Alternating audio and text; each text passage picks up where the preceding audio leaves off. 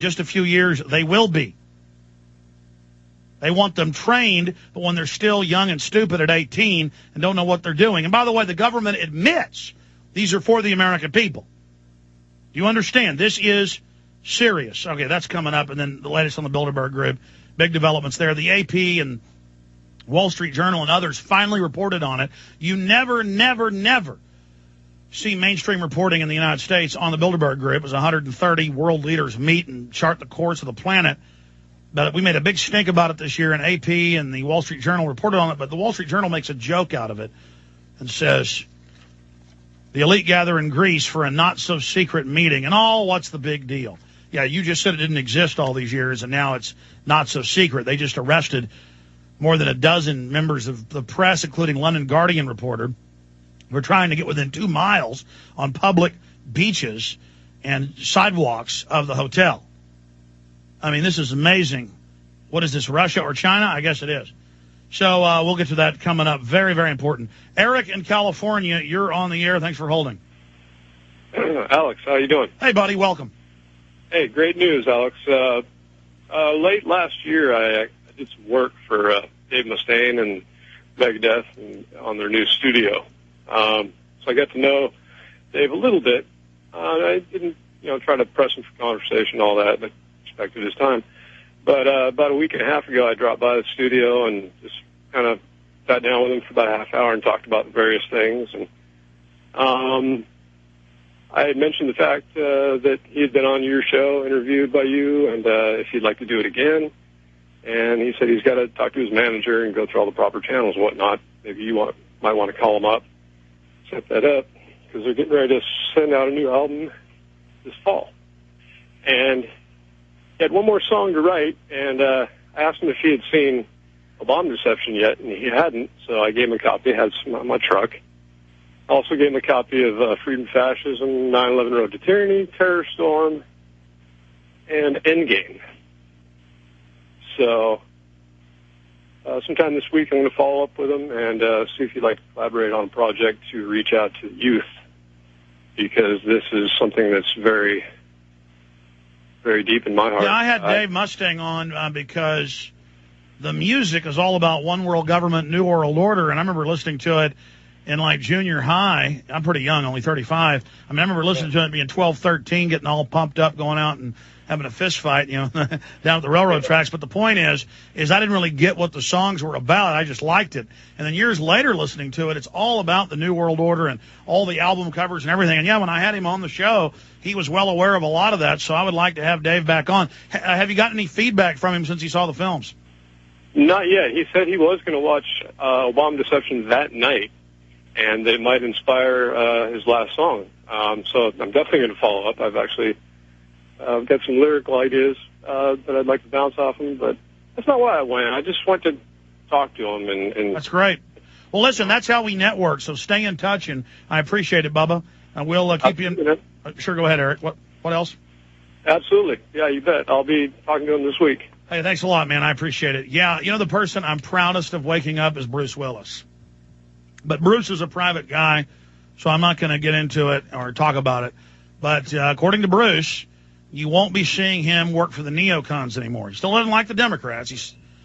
But I can talk about what is known. I had Rick Linklater on about 2 years ago when A Scanner Darkly came out, film I'm in with Keanu Reeves, Winona Ryder, and Woody Harrelson, and Mr. Who's the guy from? I met him a bunch. No, I know Keanu good. I always call him Morton Downey Jr. Robert Downey Jr. It's not Morton Downey Jr., the guy with the talk show in the 80s screaming at people smoking cigarettes. Yeah, Robert Downey Jr. Anyways, I'm in that movie. Pretty big part. But anyway, side issue. I never tried to be in it. Rick Linklater's just a great guy. Well, I did try once I heard I had a chance to be in it. I said, absolutely, put me in it.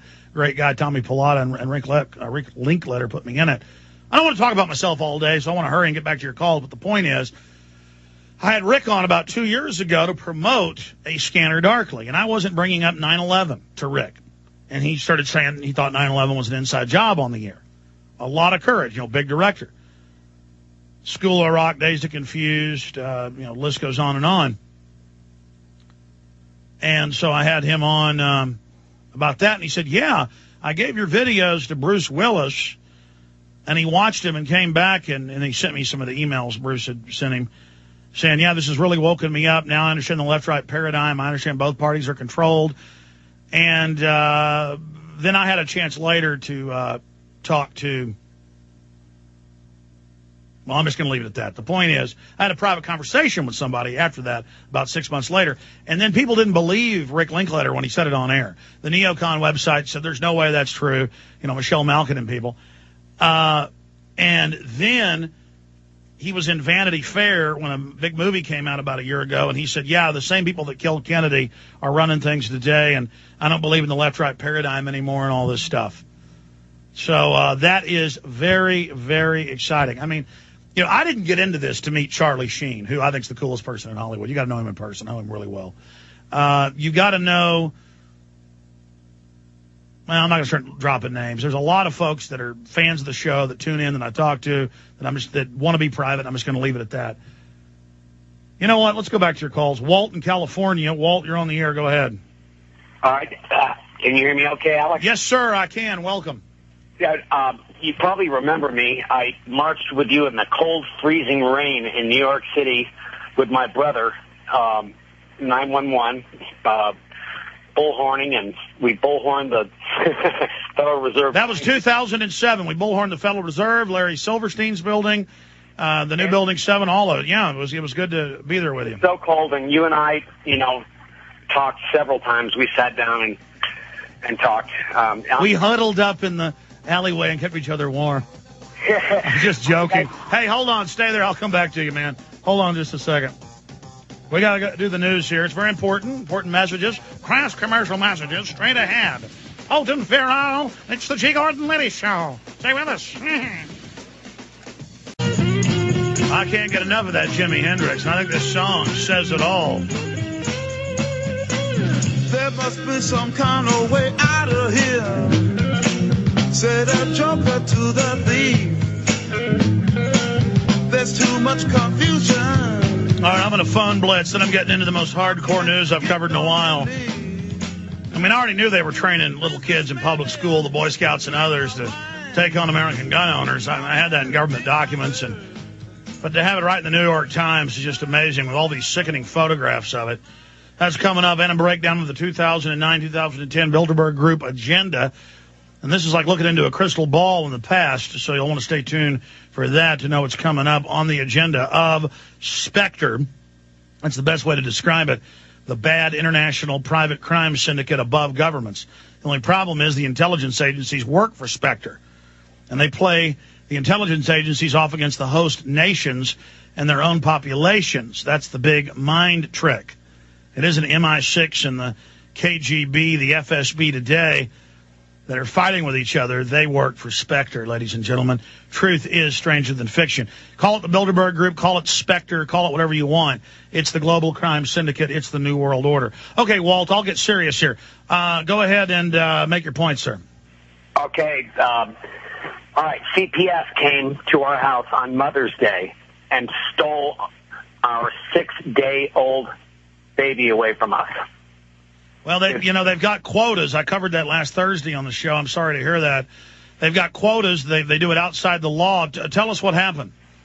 Well, what happened was there were absolute false allegations made against me concerning child custody for my wife's other 2 children from another husband, okay? And we were in Florida, and her sister and her mother are completely insane. They tried to commit suicide multiple times. It's documented. It's proven. Well, see, that's the problem. The state uses people tattling on each other, and the TV shows and the sitcoms train people to tattle on each other and do this. The biggest culprits, the hospitals, or, they catch marijuana in your blood, so they seize all your kids, and they don't tell you that you were basically in a jail cell when you came in to have a baby and that it would all be used against you. Or your child falls off the jungle gym in front of witnesses and breaks a finger, so they take them. But in the case of families ratting each other out, what the families don't know is when they make something up to get the children, most of the time the state doesn't give them the children to begin with. A lot of grandparents do this to get the kids, and then they get freaked out when it doesn't happen. That's what it is.